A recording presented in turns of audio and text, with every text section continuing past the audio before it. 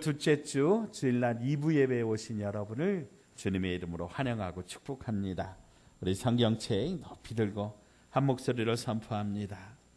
나는 예수님을 구주로 믿습니다. 나는 구원받았습니다. 나는 이 말씀을 믿습니다. 나는 행복합니다.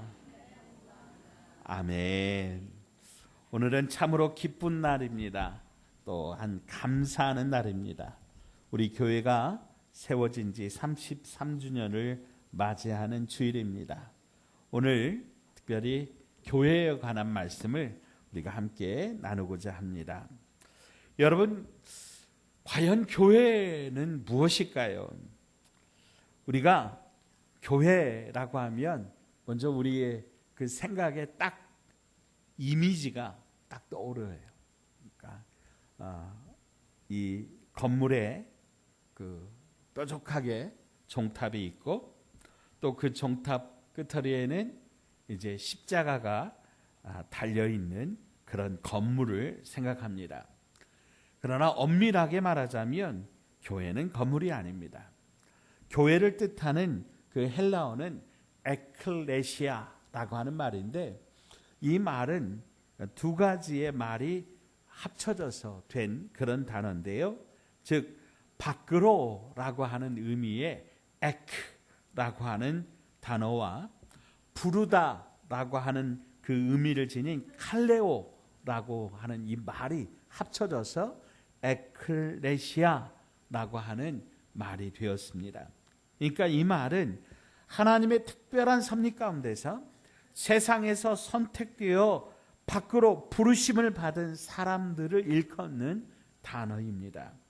그러면 하나님께서 왜 우리를 이 세상에서 부르셨는가? 무엇 때문에 우리를 부르셨는가?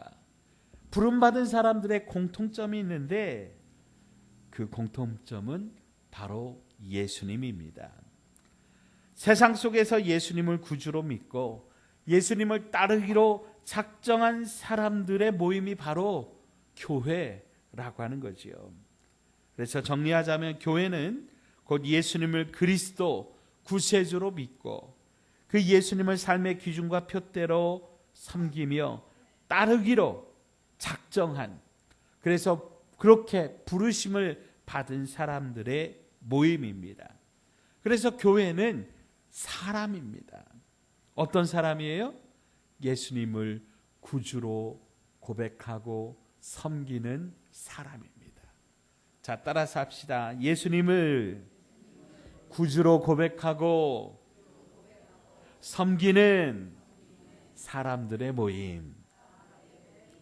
아멘. 그래서 여러분, 교회는 이 건물이 아니라 우리 한 사람 한 사람이 바로 교회라고 하는 것이지요. 오늘 우리가 함께 읽은 말씀에서 예수님께서 제자들에게 물으세요. 사람들이 나를 누구라고 하더냐? 그랬더니 제자들이 사람들의 반응에 대해서 이야기를 하는데, 더러는 세례 요한이라고도 하고 엘리야라고도 하고 어떤 사람은 예레미야라고도 하고 선지자 중에 하나라고 그렇게 말들을 합디다 그러는 거예요. 그러니까 예수님이 그러면 너희는 나를 누구라 하느냐? 아주 직접적으로 물으셨어요. 그랬더니 그때 이제 베드로가 예수님께 대답을 하는 거지요. 16절 말씀이에요. 16절 함께 읽어볼까요? 함께 읽겠습니다. 시몬 베드로가 대답하여 이르되 주는 그리스도시요 살아계신 하나님의 아들이시니이다. 아멘. 아멘. 그러자 예수님이 너무너무 기뻐하시면서 칭찬하시는 거예요. 정답이다 그러는 거지요. 자, 17절 보시면 예수께서 대답하여 이르시되 바 요나 시모나, 이 바라고 하는 말이 누구누구의 아들이라고 하는 말이거든요. 그러니까 요나의 아들 시모나, 네가 복이 있도다. 이것을 너에게 알게 한 사람은 혈육이 아니라 사람이 아니라는 거예요. 누구라고요? 하늘 아버지 하나님께서 이 말을 너에게 가르쳐 주셨다. 이렇게 말씀하시면서 아주 놀라운 말씀을 주시는데 자, 18절 말씀도 우리 같이 한번 읽어보죠. 시작. 또 내가 네게 이르노니 너는 베드로라. 내가 이 반석 위에 내 교회를 세우리니 음부의 권세가 이기지 못하리라. 아멘. 여기에 예수님께서 교회를 세우신다고 하는 말이 나와요. 특별히 이제 베드로라고 하는 말이 이제 헬라어로는 페트라라고 하는 말인데 이게 반석, 바위라고 하는 말이에요. 그래서 내가 이 반석 위에 내 교회를 세우겠다. 주님이 말씀하셨어요. 근데 여러분 여기에서 이제 가톨릭과 개혁교회의 좀 차이점이 있거든요. 가톨릭은 바로 이 말을 어떻게 해석하냐면 베드로라고 하는 그 한 개인 외에 그 개인에게 교회를 세우겠다. 그렇게 이야기를 한 거예요. 근데 여러분 베드로라고 하는 이 사도도 물론 훌륭하지만 결국 사람 아니겠어요? 바로 이 말씀 뒤에 보면 베드로가요, 예수님께서 대제사장과 서기관들에게 고난을 받고 3일 만에 죽음을 당하고 3일 만에 다시 살아나게 될 것을 말씀하니까 베드로가 뭐라고 그러냐면 바짓가랑이를 붙잡고 주여 그렇게 하지 마옵소서, 그렇게 하면 절대로 안 됩니다 그러거든요. 그러니까 예수님이 베드로에게 사탄아 내 뒤로 물러가라 이렇게까지 말씀하시거든요. 그러니까 베드로는 약한 인간에 불과한 거예요. 그런데 이제 우리 개혁교회는 이 말씀을 어떻게 해석을 하냐면 베드로의 신앙 고백 위에, 베드로가 뭐라고 신앙 고백했어요? 주는 그리스도시요 살아계신 하나님의 아들입니다. 그러니까 이렇게 고백하는 사람들의 그 고백 위에 하나님께서, 주님께서 내 교회를 세우겠다 이렇게 말씀하셨다고 해석하는 거죠. 여러분 그래서 가톨릭은요 이 사제의 권위가 막강합니다. 특별히 이 베드로에게 주님께서 천국의 열쇠를 주셨다고 그렇게 저들은 믿습니다. 19절 말씀 볼까요? 19절 같이 읽어요. 시작. 내가 천국 열쇠를 내게 주리니 내가 땅에서 무엇이든지 매면 하늘에서도 매일 것이요 내가 땅에서 무엇이든지 풀면 하늘에서도 풀리리라 하시고. 아멘. 이 천국 열쇠를 예수님이 누구에게 주셨다고요? 여기 본문상 보면 베드로에게 주신 것처럼 그렇게 우리는 보여요. 그래서 가톨릭 성도님들, 가톨릭 교회는 전통적으로 이 베드로에게 천국 문을 열 수 있는 열쇠를 주셨다고 그렇게 믿었어요. 그리고 이 베드로가 제1대 교황이고 이 천국 열쇠는 누구에게 넘어가냐면 제2대 교황에게 또 제3대 교황에게 그렇게 넘어가서, 그리고 이 교황은 또 그 천국의 열쇠, 이 천국을 들어갈 수 있는 그 권한을 이 사제들에게, 목회자들에게, 신부님들에게 주셨다. 그렇게 저들은 해석을 합니다. 그러니까 여러분 우리가요 아무리 예수님을 똑바로 믿고 우리가 아무리 신앙생활을 열심히 해도 이 천국 열쇠를 가지고 있는 사제하고 관계가 틀어져서 안 좋으면 이 사제가 천국 문을 안 열어주면 천국 갈 수 있어요, 없어요?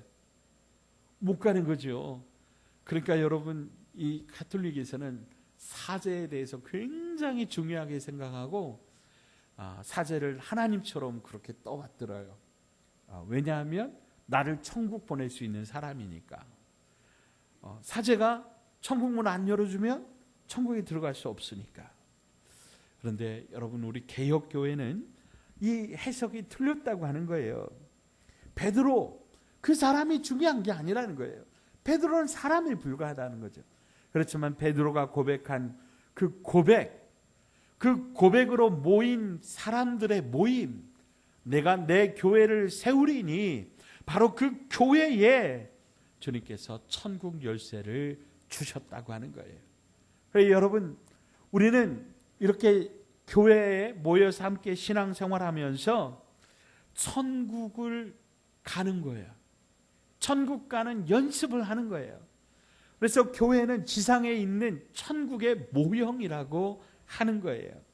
그래서 여러분, 천국 열쇠는 베드로 한 사람에게 있는 게 아니라 누구에게 있냐면 바로 이 교회에 있다고 하는 것이 우리 개역교회의 성경 해석이고 우리가 믿는 믿음입니다.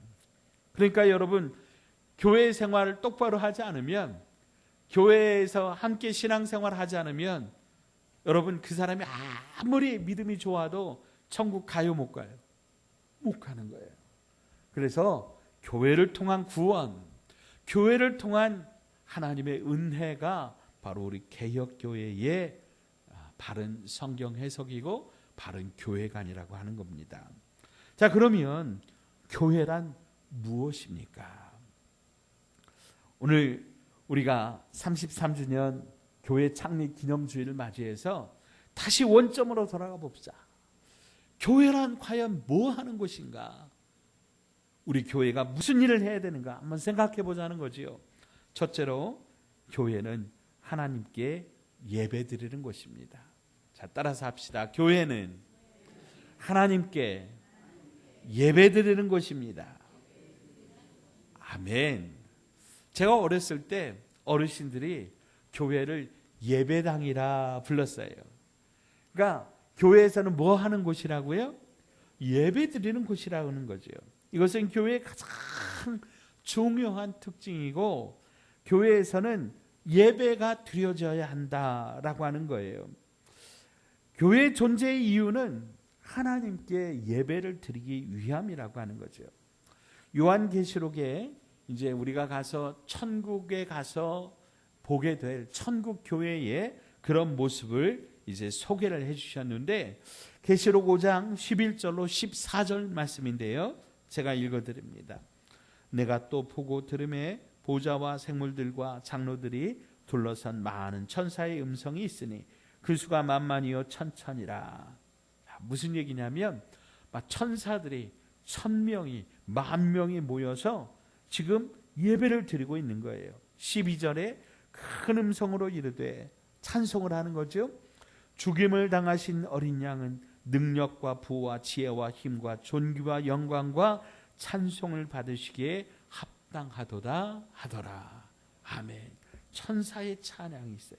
자, 그 다음에 두 번째 찬송이 있는 거예요. 13절에 내가 또 들으니 하늘 위에서와 땅 위에서와 땅 아래서와 바다 위에서와 또 그 가운데 모든 피조물들이 이르되, 이제 하늘 위 하늘 아래 바다 온 피조물들도 함께 찬송을 하는데, 보좌에 앉으신 이와 어린 양에게 찬송과 존귀와 영광과 권능을 세세토록 돌릴지어다.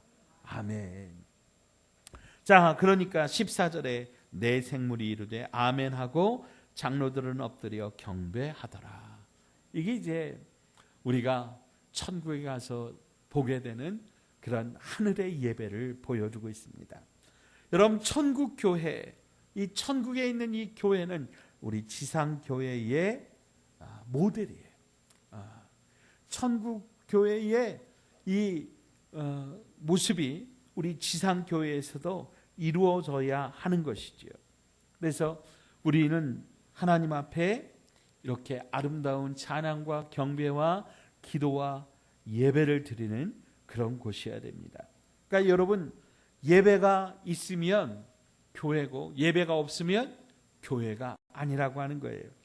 아무리 아름다운 건물이 있고 종탑이 뾰족 서 있고 강단에 십자가 딱 걸려 있고 장의자가 이렇게 꽉 차 있어도 여러분, 그 교회가 예배가 없으면, 예배를 드리지 않으면 교회가 아니라고 하는 거예요.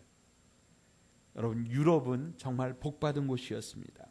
사도 바울에 의해서 빌립보를 시작으로 이제 유럽 전역에 복음이 전파되었습니다. 그래서 마을마다 도시마다 교회가 세워졌습니다. 그런데 지금 그 교회들이, 많은 교회들이, 그렇게 아름다운 교회들이, 그렇게 큰 교회들이 대부분 문이 닫혀 있고, 또 많은 큰 교회들이 공연장이나 연주장으로 심지어는 술집으로 그렇게 쓰이고 있다라고 하는 거예요. 여러분, 그러면 그 모습이, 겉모습이 아무리 교회여도 거기에서 연주가, 공연이, 그리고 거기에서 심지어는 파티가 벌어지고 술을 먹고 있다면 여러분, 거기가 교회예요, 아니에요? 교회일까요, 아닐까요? 아니에요. 예배가 없는 교회는 건물에 지나지 않습니다. 아무리 화려하고 멋있어도 예배가 없으면 교회는 교회에 죽어버리는 겁니다. 예배를 잃어버린 성도, 또한 성도로서의 생명력을 잃어버리는 겁니다. 그래서 마귀는 틈만 나면 우리 성도를 예배당에 모여서 예배 드리지 못하게 자꾸 유혹하는 거예요. 예배의 관심과 흥미를 잃어버리게 만드는 거예요. 히브리서 10장 25절에 마지막 때에는 모이기를 패하는 사람들이 많이 일어난다는 거예요. 그래서 우리는 여러분 끝까지 생명 걸고 예배를 드려야 하는 겁니다. 그것만이 교회를 교회되게 하고 성도를 성도답게 하는 것입니다. 예배가 없는 교회에 주님이 임재하시지 않습니다. 화려한 장식, 아름다운 스테인드 글라스, 거대한 대리석, 석상들이 아무리 멋있게 교회를 장식할지라도 여러분 그곳에 예배가 없으면 예수님이 안 계신 거예요. 여러분 지금 유럽의 그 호화로운 정말 아름다운 그 교회들이요, 예배당으로서의 그 가치를 잃어버리고 예배를 드리지 않으니까 그저 세계 각지에서 수많은 사람들이 찾아와서 구경하는 관광지가 되었다고 하는 거죠. 출애굽기 20장 24절에 내게 토단을 쌓고 그 위에 내 양과 소로 내 번제와 화목제를 드리라. 내가 내 이름을 기념하게 하는 모든 곳에서 내게 임하여 복을 주리라. 아멘. 마태복음 18장 20절에 두세 사람이 내 이름으로 모인 곳에는 나도 그들 중에 있느니라. 예수님께서는 요한복음 4장 23절에 아버지께 참되게 예배하는 자들은 영과 진리로 예배할 때가 오나니 곧 이때라. 아버지께서는 자기에게 이렇게 예배하는 자들을 찾으시느니라. 하나님은요, 하나님 앞에 예배하는 사람들에게 그곳에 강림하셔서 복을 주신다고 말씀하셨어요. 사랑하는 여러분, 우리가 하나님 앞에서 복받는 삶, 우리가 이 땅에서 어떻게 하면 정말 은혜롭게 기쁨으로 살아갈 수 있는가? 예배의 승리자가 되시면 됩니다. 예배에 목숨 걸으시면 됩니다. 코로나 때 많은 교회들이 어떻게 보면 자의반 타의반으로 그렇게 예배당 문을 닫아 걸었습니다. 이제 대부분 현장 예배를 회복했지만 코로나 때 떠났던 성도들이 다시 교회로 돌아오지 않는 경우가 많습니다. 교회에 낯선 이가 오면 반가워하지 않아요. 코로나 전에는 신천지 이단 때문에 그랬고 코로나 이후에는 개개인의 편의성이 중요시되면서 이제 예배 현장을 벗어나 예배를 빠져도 성도들이 죄책감이 없고 자유하게 된 거예요. 예배 드려야죠. 인터넷 예배 드렸어요. 마음 같아서는 저기 지금 인터넷으로 중계하는 저것도 좀 치워버렸으면 하는 마음이 있어요. 사랑하는 여러분, 마귀는 마지막이 가까울수록 더욱더 우리를 예배드리지 못하도록 그렇게 만든다고 하는 거예요. 그러나 예배를 드리지 않는 교회와 성도에게 결국 그 생명력을 잃어버리고 그 교회는 구경거리로 전락되게 될 것이라고 하는 거예요. 그러므로 우리는 더욱더 예배에 생명을 걸어야 됩니다. 목숨 걸고 예배 드리셔야 됩니다. 여러분, 우리 성도가 마지막까지 할 것은 예배입니다. 예배를 통하여 우리의 영혼이 소성케 되고 하늘의 위로를 받고 주님이 주신 복을 누리게 된다고 하는 것 여러분 믿으시기 바랍니다. 마지막까지 예배에 목숨 거는 우리 번성하는 교회 가족들 다 되시기를 주의 이름으로 축복합니다. 자, 두 번째로 교회는 하나님께 기도하는 곳입니다. 자, 따라서 합시다. 교회는 하나님께 기도하는 곳입니다. 아멘. 마가복음 11장 17절에 이에 가르쳐 이르시되 기록된 바 내 집은 만민이 기도하는 집이라 칭함을 받으리라고 하지 아니하였느냐. 너희는 강도의 소굴을 만들었도다 하시매. 예수님께서 내 집은 만민이 기도하는 집이라고 말씀하셨어요. 교회는요, 뭐 하는 집이에요? 기도하는 집이에요. 교회 와서 뭐 하는 거예요? 기도하는 거예요. 모든 사람들이 교회 와서 기도하는 거예요. 참 시대가 시대인지라 요즘은 이제 예배당 문에도 새콤을 하고 또 밖에다가 CCTV를 이렇게 해놓고 그래요. 근데 제가 어렸을 때만 해도 예배당 문은 항상 열려 있었어요. 그래서 언제든 예배당에 가서 기도하는 거죠. 저는 개인적으로 학교 갈 때도 예배당에 들러서 기도하고 학교를 갔고요. 학교 갔다가 돌아올 때도 일부러 교회가 있는 마을에 가서 내려서 교회에 들려서 기도하고 또 걸어서 집으로 오고 그렇게 했습니다. 여러분, 성도가 능력 있게 사는 삶의 비결이 어디에 있느냐? 성령으로 충만해야 되는데, 그러면 우리가 어떻게 성령으로 충만할 수 있는가? 성령으로 충만할 수 있는 가장 확실한 방법은 기도입니다. 초대교회 성도들은요, 당시 모임이 있었던 마가의 다락방, 바로 거기가 교회죠. 마가의 다락방에 모여서 간절히 기도하다가 성령 충만을 받았습니다. 사랑하는 여러분, 오늘 저와 여러분도 우리 교회에 와서 우리 간절히 기도함으로 성령 충만 받으시기를 주의 이름으로 축복합니다. 자, 그 대표적인 베드로 사도의 이야기입니다. 사도행전 3장 1절에 제9시 기도 시간에 베드로와 요한이 성전에 올라갈새. 아멘. 베드로와 요한이 초대교회가 갑자기 얼마나 엄청나게 부흥했습니까? 정말 그 바쁜 가운데서도 예루살렘 성전을 찾아와서 하루에 3번씩 성전에 올라가서 기도했다라고 하는 거예요. 다른 곳에 기도 처소를 마련할 수도 있고 또 그때그때 있는 현장에서 얼마든지 기도할 수 있을 거예요. 그러나 그들은 예루살렘 성전에 올라가서 기도했습니다.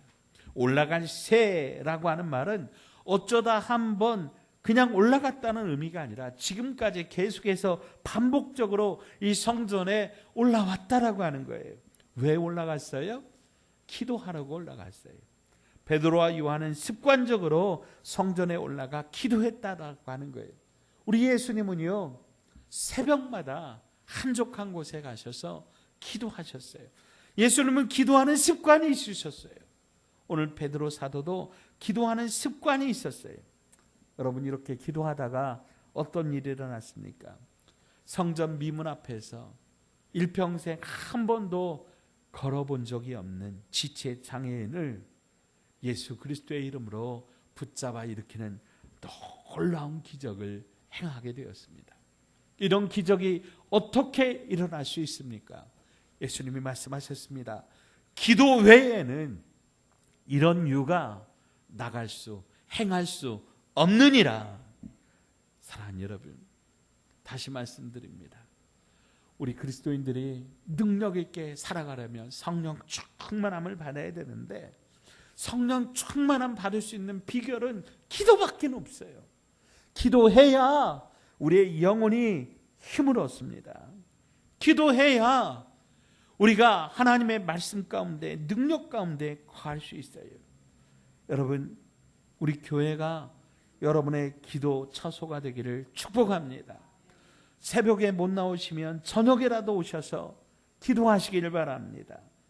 여러분, 우리가 기도를 게을리하면 성령이 충만하게 임하지 않고, 그러면 정욕과 탐심과 무지가 내 영혼을, 내 생각을 장악하게 되는 거예요.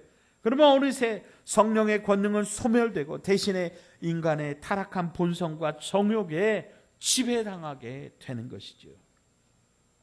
우리에게 주신 성령의 은사도, 교회 봉사도, 전도도 성령의 권능을 힘입지 않고는 우리가 감당할 수 없는 신령한 일들입니다.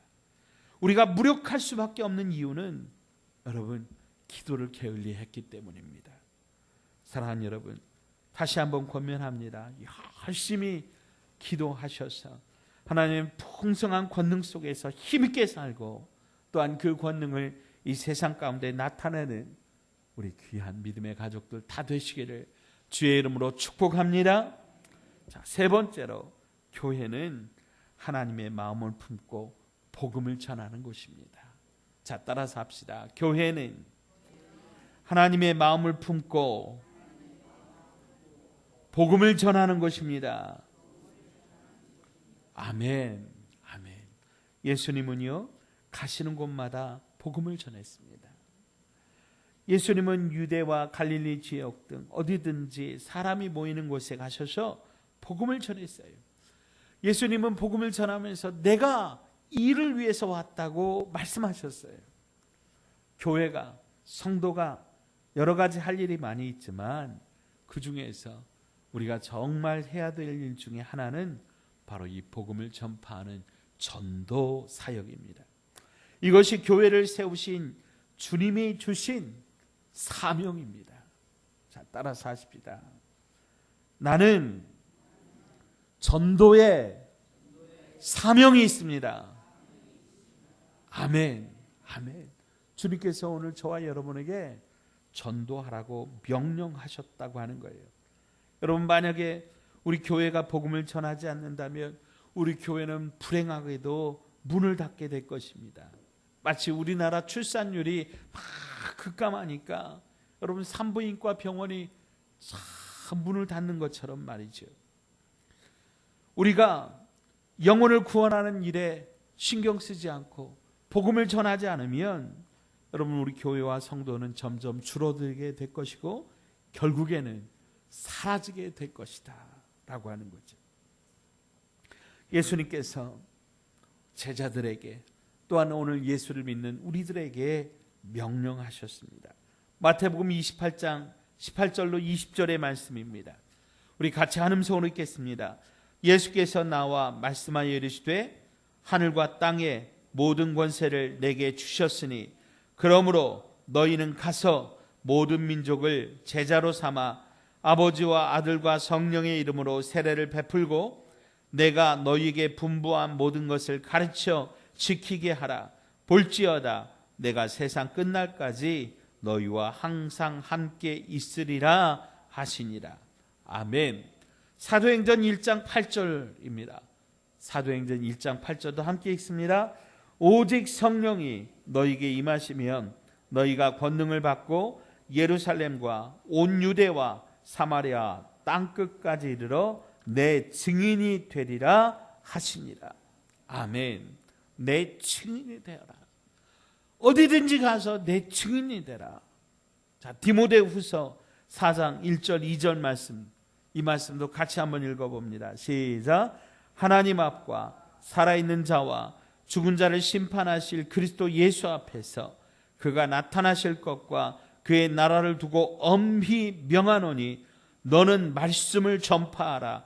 때를 얻든지 못 얻든지 항상 힘쓰라. 범사의 오래 참음과 가르침으로 경책하며 경계하며 권하라. 아멘. 너는 말씀을 전파하라. 때를 얻든지 못 얻든지 항상 힘쓰라. 아멘.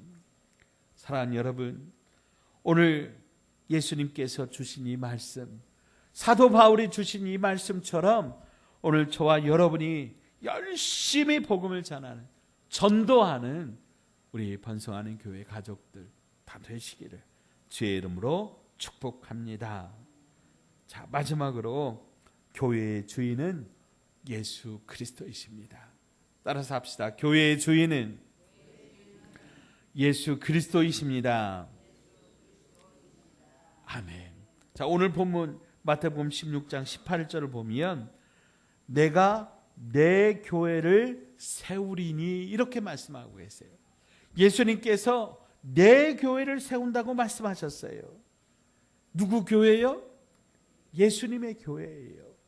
여러분, 여기 있는 목사도 또 우리 교회가 장로교단이라고 그래서 장로님들도 교회의 주인이 될 수는 없는 거예요. 그러면 교회의 주인은 누구예요? 교회의 주인은 예수님이에요.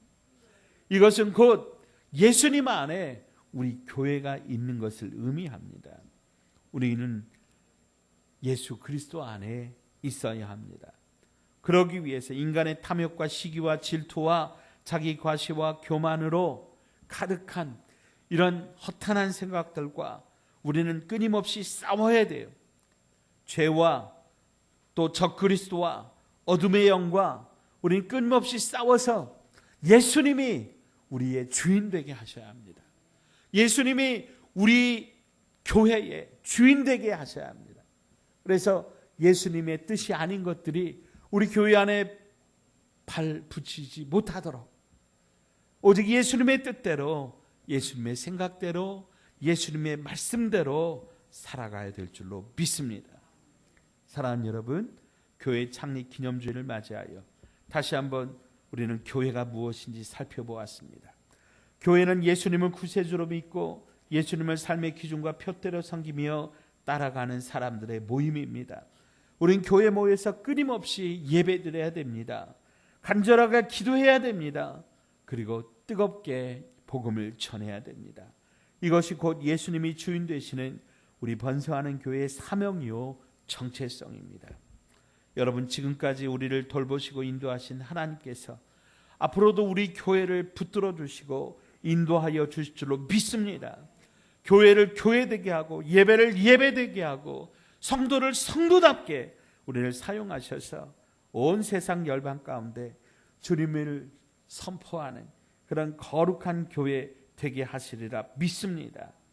그때까지 여러분 조금 더 힘을 내시고 또 함께 두 손 맞잡은 우리 사랑하는 믿음의 지체들과 함께 믿음의 동역을 이루시면서 예수님께서 주인 되시고 인도하시는 아름다운 교회, 성령이 충만하고 뜨거운 찬양과 기도가 가득한 교회, 은혜의 말씀이 풍성하게 넘치고 기쁨과 행복이 충만한 우리 교회, 우리 번성하는 교회를 세워가시기를 주님의 이름으로 축원드립니다. 하나님 아버지, 지난 33년 동안 걸음걸음마다 지켜주시고 인도하여 주심을 감사합니다. 이제 앞으로 더욱더 부흥성장케 하여 주옵소서. 무엇보다 교회의 본질을 회복하게 하여 주시고 예배 시간마다 풍성한 찬양과 기도가 드려지게 하시고 은혜의 말씀이 선포되고 또 저마다 구원의 열정으로 전도하여 이 자리가 차고 넘치게 하여 주시옵소서. 우리의 주인 되시는 예수님께서 칭찬하시고 영광 받으시도록 우리가 최선을 다하여 달려가게 하여 주시옵소서. 우리 주 예수님의 이름으로 간절히 기도하옵나이다.